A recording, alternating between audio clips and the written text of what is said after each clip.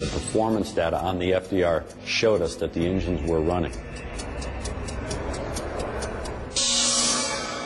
Now they find out there was a fast-burning fire, and the engines seem to have been functioning on impact.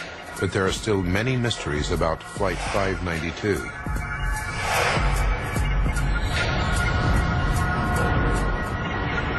If they can find a second black box, the cockpit voice recorder, they might find the missing clues they need. The flight data recorder won't tell us what was actually happening in the airplane. The cockpit voice recorder could give us a clue as to what the origin of the fire was, because the crew would have been talking about the things that were taking place. As the salvage teams continue to search the swamp, investigators look for clues elsewhere. They know that Valujet is under investigation for its poor safety and maintenance record. There were problems with this Valujet operation virtually every week before the accident. There was a real concern that was Valujet shorting on maintenance. Were they doing things in the interest of money rather than safety? That was a very big concern throughout the process of this accident investigation. Greg and his team examined the plane's recent fault history. Can they find the answer to the crash here? Sure enough, they discovered the DC-9 did have several problems prior to takeoff, and that the plane had been delayed as a result. They find that the plane's autopilot had been malfunctioning for 2 days. The pilot's log states that when engaged, it made the plane pitch up and down. Mechanics tried to repair it, but failed. So 592's crew followed standard procedure and flew it in manual mode instead. The team also discovers that the fuse for the hydraulic backup system blew. But this time, mechanics did manage to repair it. Although it seemed like a promising lead, they can find nothing in the maintenance log that explains the crash. It was clear that singly or collectively, none of those would have caused a fire on the airplane. Then the results come back from the FBI lab, and the investigators, the organizers of the Olympic Games, even the federal government breathe a sigh of relief. This was not an incendiary type device or an explosive type device. That put the fear aside for us as investigators that we were going to be looking at it from a different perspective. They can now rule out a terrorist attack as the cause of the crash. But Fife is still no closer to solving the mystery. Finding the cockpit voice recorder, or CVR, is still their best hope in the search for the cause of the disaster. By Sunday, May 26th, the search has been going on for more than 2 frustrating weeks. Today, the search party is 1 man short. So Sergeant Jimenez, the policeman who had been one of the first on the scene after the crash, volunteers to go back into the swamp. The search was very difficult. It's 80 and 90 degree weather, high humidity. Almost every day we had thunderstorms and we had to evacuate the crash site. Finally, the break everyone has been hoping for. I said a very short prayer, and as soon as we resumed the search, I stuck my probe in the water, and I knew I had hit metal. I reached down, followed the probe, and pulled out the CVR. It's not just the policeman's prayer that's answered. It's also a major turning point for the team. The voice recording gives investigators a chilling insight into the crew's last moments. First, they discovered that Captain Kubek and her co-pilot Richard Hazen knew they had a problem at 2:10 p.m., 6 minutes into the flight, when they heard a strange noise on their headphones. What was that? I don't know. We got some kind of electrical problem. Then, the plane's battery charger kicks into life.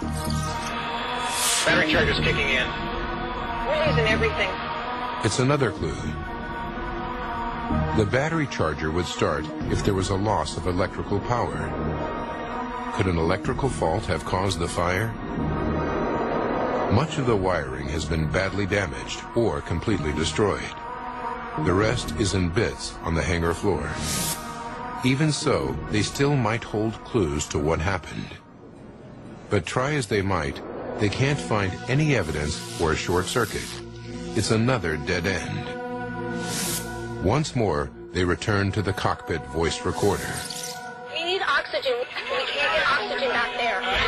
Nearly 3 minutes before the crash, Flight Attendant Jennifer Stearns opens the cockpit door. The passengers in the cabin are the first to be overcome by smoke.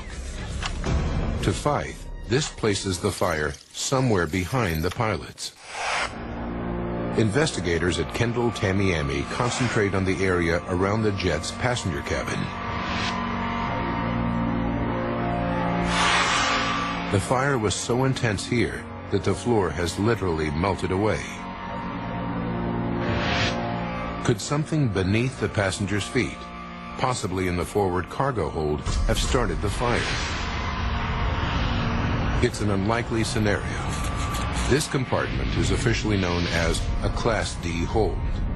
Completely airtight, it also has a fireproof lining. Any blaze here should quickly burn itself out due to lack of oxygen. But Fife checks it out anyway. We had to go back to the manifest. We had to see what was in that forward cargo hold. The safety board studies the paperwork to see if the forward hold contained anything suspicious. There were 62 pounds of mail and some passenger baggage. But with a bomb or incendiary device already ruled out, investigators move on. The manifest shows 3 tires from another DC-9 in the compartment. The shipping ticket also lists 5 cardboard boxes full of parts labeled oxygen canisters loaded in the hold. At first, Greg and his team have no concerns. They think they're empty steel oxygen cylinders that fit in many different kinds of planes. But then the whole investigation takes a dramatic turn. These are not just oxygen cylinders. In fact, they're chemical oxygen generators, small metal canisters containing a volatile mix of compounds. That changed the whole complexity and complexion of the investigation. When installed, the generators supply oxygen for passengers in an emergency. They are attached to a face mask with a thin rope that connects to a firing pin. If passengers pull down on the masks, the pin is released, starting a chemical reaction which produces oxygen. During use, the generator's surface temperature can reach 500 degrees Fahrenheit. Could the spare generators housed in the hold have somehow activated and burst into flames? There's just one problem with this theory. The shipping ticket lists all the generators as empty, so they couldn't have been hazardous. Or could they? Investigators interview staff from Valujet's maintenance company, SaberTech, based in Miami. They discover that the generators in the boxes on board Flight 592 had been removed from 2 McDonnell Douglas MD-82 jets because they were out of date. The rules for disposal are clear. They should either be activated and disposed of properly, or made safe by fitting small safety caps over the firing mechanism. SaberTech produces work cards confirming that the generators were properly dealt with. But then comes a disturbing discovery. Salvage teams recover 28 of the generators from the swamp, 18 almost intact. Greg and his team examine them